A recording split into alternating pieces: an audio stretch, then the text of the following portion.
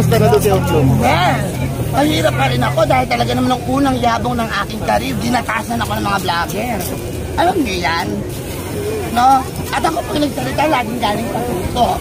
Laging diretsahan lang. Bakit nagagawa ng kwentong hindi totoo? Di ako din ang mapapasama, diba? So mas mainam yung ganito tayo. Rektahan. Real talk. Alam niyo po, so there are so many negative things that the bashers are telling against me, telling against Ate Diwata. But I'm so sorry guys, the mere fact that you don't know us personally. I don't know you personally. So why would I get affected to those murmurs that you're saying against us? Eh pag nakita mo ako, baka mamaya sabihin mo, ay shit, ba't ko siniraan itong baklan to? Eh napaka-friendly kong tao.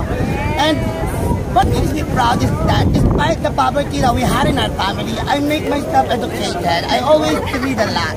You know, I don't watch walang kapararakang mga palabas na magbibigay lang ng mga walang negatibong isipan sa akin. Ako, ang pinapanood ko, yung meron akong matututunan. Pag namili ako ng kaibigan, hindi ko nakakusap yung walang kwentang tanong. Ang sinasagot ko yung may kwenta, may relevant sa mundo. At lagi niyong tatandaan, kung ikaw ay sikat na vlogger, huwag kang makikisaw-saw sa mga issue na wala kang kaalam-alam. Commentary vlogger o pagko-comment sa mga issue sa lipunan para ikaw ay sumikat, ay isang klase ng vlogger na bobo. Walang alam. Walang alam. Hindi ka sikat nun. Ang pinapasikat mo ay yung taong sikat ka din. Kung gusto mo patunayan ang sarili mo na matalino ka sikat na vlogger, gumawa ka ng content mo. Content mo ang sarili mo, may relevant, may matututunan at higit sa lahat, wala kang ginamit. Ako, ang manang bayan, pilit sinisiraan. Taas ko akong lalakad sapagkat isa sa inyo, wala akong ginamit na tao. I'm proud to be me. Ibahin na natin ang ating mundo. Hashtag Outlaw is love. Oh, hi! Kamusta? Pika tayo! Salamat po! Pika tayo! Pika tayo! Signal.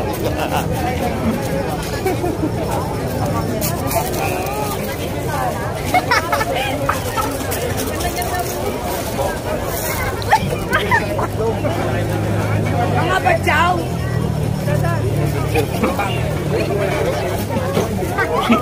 Dapat yan, pakulong magulang na ano para lang. Tanaon sikat. Ganda naman yung word ng Maya.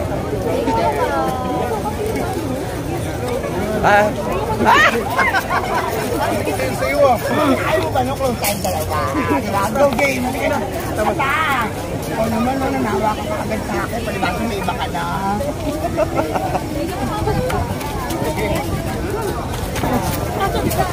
Grabe, sikat talaga si Outlaw, mga kababayan. No?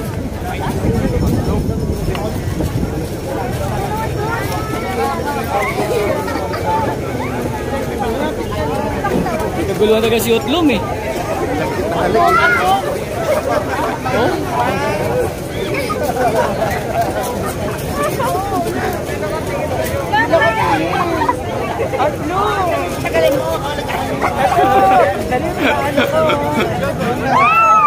Si Outlaw niyakap na oh.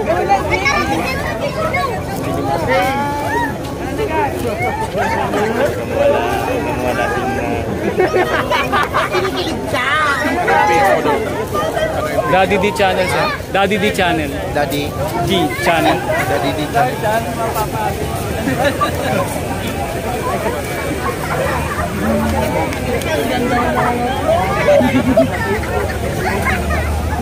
Tawa si Mamo. Yeah, basta. Ano ka nakatulala? Ako natatawa ako, no? Kapag minsan may nagkakandautan si Outlaw.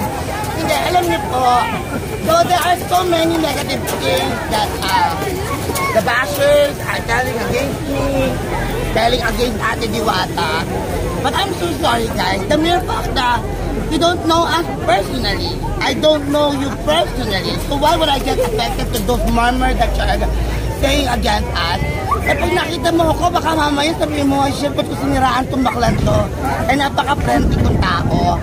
And what makes me proud is that despite the poverty that we had in our family, I make myself educated. I always read a lot. You know, I don't watch walang kapararakang mga palabas na magbibigay lang ng mga walang negatibong isipan sa akin. Ako, ang pinapanood ko, yung meron akong matututunan. Pag namili ako ng kaibigan, hindi ko kinakausap yung walang kwentang tanong. Ang sinasagot ko yung may kwenta, may relevant sa mundo. At lagi niyong tatandaan, kung ikaw ay sikat na vlogger, huwag kang makikisaw-saw sa mga issue na wala kang kaalam-alam. Commentary vlogger o pagko-comment sa mga issue sa lipunan para ikaw ay sumikat, ay isang klase ng vlogger na bobo. Walang alam. Walang alam. Hindi ka sikat nun. Ang pinapasikat mo ay yung taong sikat ka din. Kung gusto mo patunayan ang sarili mo na matalino at sikat na vlogger, gumawa ka ng content mo. Content mo ang sarili mo, may relevant, may matututunan at higit sa lahat, wala kang ginamit. Ako, ang manang bayan, pilit sinisiraan. Taas na akong lalakad sapagkat isa sa inyo, wala akong ginamit na tao. I'm proud to be me. Ibahin na natin ang ating mundo. Hashtag Otlum and love. Thank you. May nangangamusta. Kamusta na daw si Otlum? Kamusta na daw si Otlum? Yes. Mahirap pa rin ako dahil talaga naman ng unang yabong ng aking career, dinatasan ako ng mga vlogger. Alam niyo yan? No? At ako pag nagsalita, laging galing sa puso. Laging diretsahan lang. Bakit ka gagawa ng kwentong hindi totoo? Di ako din ang mapapasama, diba? So mas mainam yung ganito tayo. Rektahan. Real talk. Para walang sisihan. Kung mahal niyo ako, then mamahalin ko kayo. This is not a speech. Ito ay totoong pakiramdam ko. Ito ang totoong kaloobin ko para sabihin ko sa iyo. So, ayun ang ayoko. Bakit ako mag-speech? Nilalait mo ba ako? Hindi ako nasisilaw sa iPhone mo at nagbabuhay ako. Mahal kita, mahal ko kayo lahat. Followers, friends alike. You are not my fans, you are my family. I thank you from the bottom of my heart. And I owe it to God and to the people, so hindi po lalaki ang aking ulo. Maraming salamat sa inyo. Oh, grabe si Otlum. Grabe yung fans ni Otlum, oh. Hinahabol si Otlum, eh, oh. Grabe. Ayan po yung kumakain ngayon kay Diwata, Paris Overload, mga kababayan, no? At yun nga, palating ni Otlum dito, talagang lalong sumigla ang ating mga kababayan. Grabe. Ang haba pa rin ng pila. So yan po mga kababayan, ang susunod nating update dito sa parisan ni Diwata, and salamat sa palaging sumusubaybay sa aking channel, sa mga nagla-like and share. Thank you so much.